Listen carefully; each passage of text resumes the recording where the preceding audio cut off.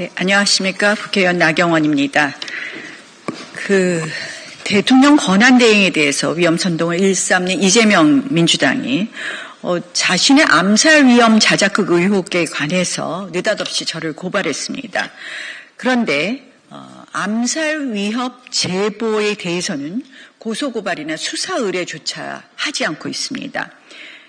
이렇게 말했었습니다. 민주당 대변인이 특수공작부대 제707 특수임무단 오비 요원들이 러시아제 권총을 밀수해서 이재명 더불어민주당 대표를 암살하려 한다. 제보자는 군 정보사 장교 출신이라고 이야기했습니다. 암살 위험 제보가 있다면 그 제보자와 제보의 출처를 밝혀서 고소 고발하고 수사 의뢰해야 되는 것이 상식일 것입니다. 그런데 본 의원실에서 오늘 오전까지 경찰에 확인한 바에 의하면 이재명 암살 위협 관련해서 민주당이나 이재명 대표 측에서 고소 고발이나 수사 의뢰를 하지 않았다고 합니다. 그러니까 자작극 의혹이 짙다 이런 의심을 받는 것 아니겠습니까? 이재명 대표는 속히 이 본인의 암살 위협에 대해서 수사 의뢰를 해야 합니다.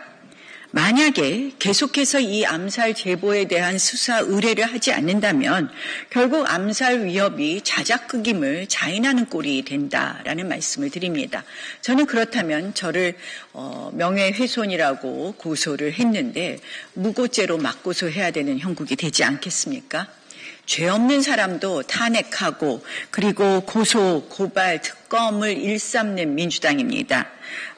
어떻게 해서 본인의 이 암살 위협에 대해서는 수사 의뢰나 고발을 하지 않는지 이 선택적 고발을 하는 이유가 무엇인지 궁금합니다. 이재명 대표는 즉각 암살 위협에 대해서 수사 의뢰할 것을 촉구합니다. 오늘 최상목 대행에 대해서 또다시 탄핵하겠다고 민주당이 결정했다고 합니다. 신변 협박에 이어서 탄핵 협박입니다. 이재명 대표가 공개적으로 최상목 대행을 체포할 수 있다. 몸조심해라. 라고 말한 지 하루 만에 탄핵 소추를 추진한다고 합니다. 국가기관을 마비시키고 국정을 파행시키는 것을 일삼는 민주당이 한마디로 그 탄핵 인플레이션을 끝모르고 폭주시키고 있습니다. 이러니 민주당이 진짜 내란 세력이다. 이런 이야기를 듣는 것 아니겠습니까? 탄핵소추 절차를 정치적 보복수단으로 남용하는 행태는 국회 스스로 법치주의를 훼손하는 자해행위입니다. 법치는 없고 제도를 흉기로 악용 그리고 협박과 탄핵 만행만 있는 이재명식 조폭 정치 이제는 끝내야 합니다. 제가 저희 의원실에서 경찰청에 확인을 해보니까 오늘 오전까지도 이재명 대표 측이나 민주당에서 본인의 암살 제보 위협에 대해서는 수사 의뢰하거나 고발하지 않았다고 합니다. 그래서 이 부분에 대해서는 진짜 그런 어떤 제보가 있다면 당연히 고발하는 것이 먼저일 거고 수사 의뢰하는 것이 먼저일 거라는 말씀을 드리고요. 또 그렇지 않더라도 지금 그러한 러시아제 권총 밀수라든지 이런 부분은 사회의 불안을 일으킬 수 있는 것이기 때문에 국민들께서도 안심할 수 있도록 수사 의뢰하는 것이 맞지 않느냐라는 말씀입니다. 이 정도 하고 가겠습니다. 저 본회의 가려고. 네, 예. 한덕수 대행에 대한 선고기일이 결정된 것에 대해서 다행이라고 생각합니다. 늦었지만 정말 다행입니다.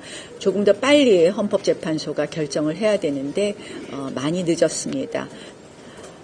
저는 이 한덕수 대행 탄핵, 한덕수 대통령 대행이자 국무총리에 대한 탄핵 결정이 혹시나 대통령 탄핵 선고와 같이 예정되는 것이냐 아니냐 이런 많은 분석들이 있었습니다.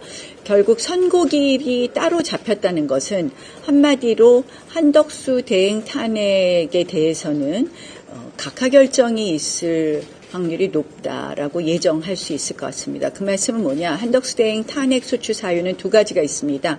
하나는 표결 절차에 있어서 표결 정족수 문제가 있고, 하나는 결국 대통령과 같은 내란 행위에 관한 그런 사안도 탄핵 소추 사유로 되어 있습니다. 별도로 선고한다는 것은 절차적 요건으로 선고하지 않을까 이렇게 조심스럽게 예측합니다. 한덕수 총리가 만약에 직무에 복귀하면 윤 대통령 탄핵 이용 가능성이 높아질 거다 이런 분석도 있는 거죠. 어떻게 예측하세요?